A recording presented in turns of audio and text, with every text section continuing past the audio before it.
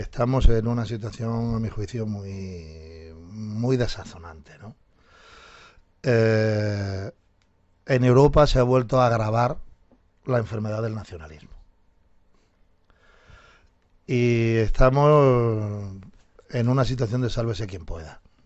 Nosotros necesitamos a Europa. Nosotros necesitaríamos que con urgencia el Banco Central Europeo comprara con carácter ilimitado deuda soberana de España y de Italia.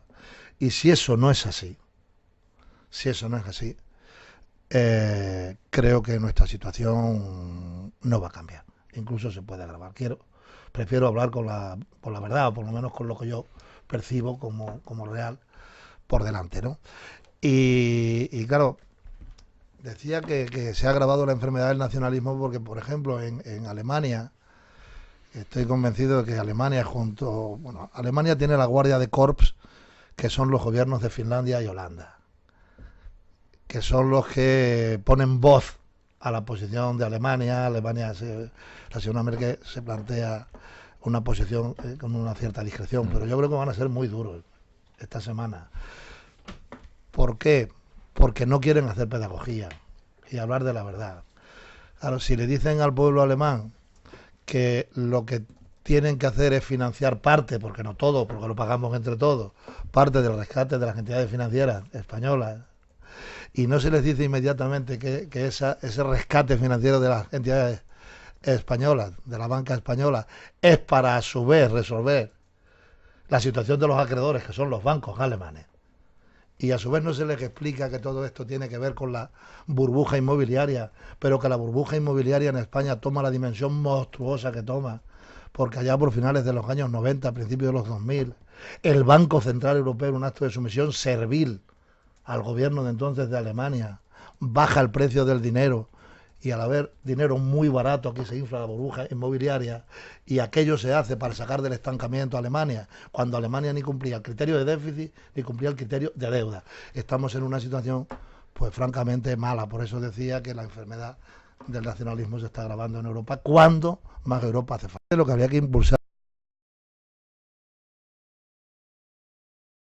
efectos y luego abordar eh, eh, una política de inversiones junto con lo que comentaba anteriormente, que el Banco Central Europeo debe de tomar un protagonismo decisivo. No se puede limitar a bajar a los tipos de interés, porque en este momento no nos resuelve el problema. El problema no lo resolvería la compra de deuda. Y luego en esta situación habría que darle mucho mayor protagonismo también al Banco Europeo de Inversiones, porque si el Banco Europeo de Inversiones no tiene protagonismo en una época de estancamiento económico, ¿cuándo lo va a tener? En la época de crecimiento de la economía. Y por lo tanto hacer un plan de relanzamiento económico para la creación de empleo, darle ese protagonismo total para que compre deuda con carácter ilimitado al Banco Central Europeo, eh, sacar adelante los eurobonos. Esos son los elementos fundamentales para poder salir adelante de esta situación.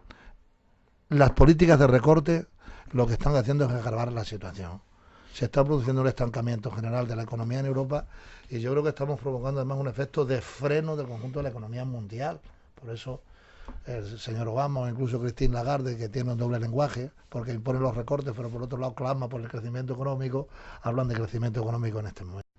Pero yo creo que las explicaciones las debe dar la señora ministra eh, por su propio interés. Digamos, yo creo que la más interesada por dar explicaciones debía ser la señora ministra, ¿no? Porque al final el Ministerio de Empleo y Seguridad Social ejerce también el papel de custodio de documentos a los que hay que someter al principio de reserva, como son los datos de un expediente de regulación de empleo. Y creo que también tiene que dar explicaciones en beneficio de las trabajadoras y los trabajadores del Ministerio, ¿eh? Pero dicho esto, a mí lo que me sorprendió extraordinariamente es que la señora vicepresidenta del gobierno en la última rueda de prensa trivializara este tema, ¿no? Yo me quedé estupefacto y muy preocupado, ¿no? Cuando oigo a la señora vicepresidenta más o menos decir que esto es lo que pasa con los GERES, que esto pasa en otras situaciones. Oiga, pues me parece inconcebible, me parece inconcebible que toda una vicepresidenta política haga esa afirmación. Yo creo que no pensó bien el fondo y el alcance de lo que decía. Es decir, que en la administración pública bajo el gobierno del PP se pueden airear documentos que custodia la administración pública y que deben de estar sometidos al principio de reserva. ¿Y eso es una cosa normal? Francamente no lo entiendo. En Europa hace 20, 25 años. Y las circunstancias luego van cambiando. Por ejemplo, en este momento en Europa, merced a la decisión de cerrar las nucleares en Alemania, se está volviendo a discutir sobre la utilización del carbón autóctono, no solo del carbón de importación. Incluso en relación con el carbón de importación se está discutiendo la necesidad de imprimir lo que se llama sello de calidad del empleo, lo mismo que hay en otros productos que se importan desde otras partes de Europa, para que no se importe carbón que se extrae con unas condiciones laborales infames. Hasta tal extremo que en ámbitos comunitarios se está hablando que probablemente el año 2014 haya que repensarlo del 2018. Pero dicho eso, y aceptando que se pueda plantear el horizonte del 2018, es que la decisión del gobierno lo que hace es anticipar el cierre al 2012. Que ese es el problema. El ministro cuando dice que los mineros, los representantes sindicales de los mineros no quieren negociar, no dice la realidad. Es que el señor ministro lo que quiere es negociar para el 2013 y el 2014 y no negociar el 12. Es que si no se renegocia el 12 para que se cumplan los compromisos, ni hay 2013 ni hay 2014. Ese es el problema. Y no lo decimos nosotros, los sindicatos. Lo dicen los alcaldes de las cuencas mineras, lo dicen empresarios. Es que se cierran las minas en el 2012, no en el 2018. Ese es el elemento fundamental. Y luego, este no es un problema de dinero. No es un problema de dinero. Este es un problema de voluntad política. Ha habido una delegación de representantes sindicales de la minería que se desplazaron la semana pasada a Estrasburgo. Y en Estrasburgo los representantes del Parlamento le dijeron con mucha claridad que el gobierno no se puede escudar en Bruselas y en lo que dice Bruselas con estas decisiones. Estas son privativas del gobierno.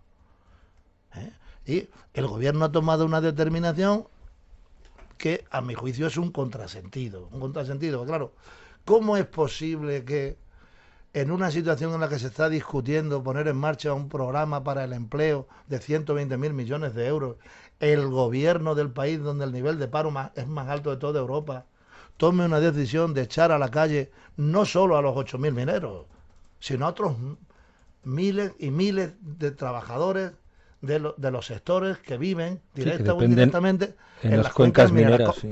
¿Esto cómo es posible? ¿Y cómo es posible que el gobierno pueda explicar a la opinión pública que hay todo el dinero que haga falta, como dijo el señor de Guindos? El señor de Guindos dijo, aquí todo el dinero que haga falta se pondrá para resolver la crisis de Bankia. Y se regatea el compromiso, que son un puñado de euros los compromisos adquiridos. Si es que esto no tiene ningún sentido, y yo por eso insistiré por activa y por pasiva que el gobierno tiene que rectificar su posición. Incluso a la hora de hacer recortes, pues hay que tener la técnica de un cirujano fino. El gobierno es un carnicero que hace recortes ocasionando mucho sufrimiento y provocando unos efectos, a mi juicio, catastróficos. En este caso falta un mínimo de sensibilidad también y un mínimo de inteligencia en relación con el conflicto de la minería. El gobierno puede tomar una posición sencillísima, que no va a contrapelo de lo que dice Bruselas, que es decir simplemente sí, cumplo. Porque lo que tiene que hacer es cumplir un compromiso contraído que tenía vigencia hasta el año 2012, cumplirlo, garantizar el empleo, la actividad y empezar a negociar, empezar a discutir sobre el año 2013 o el 2014. Y yo creo que el gobierno está cometiendo un error de cálculo muy serio, porque creo que a la postre consideran este conflicto como un conflicto de carácter mediático. No hay que tratarlo desde el punto de vista mediático. Y se equivoca porque hay mucha firmeza y mucho convencimiento en las cuencas mineras. La moral está alta, aunque el deterioro económico es evidente en las familias, aunque la fatiga física y el deterioro físico de los encierros y de las marchas es más que evidente, sin embargo la moral está muy alta, ¿no? Y yo creo que el gobierno, insisto, debería de rectificar y debería de rectificar cuanto antes, que no se escude en Bruselas. Bruselas no es el obstáculo es una decisión errónea del Ministerio de Industria que tendría que rectificar cuanto antes. Swallow the butterfly as they flew.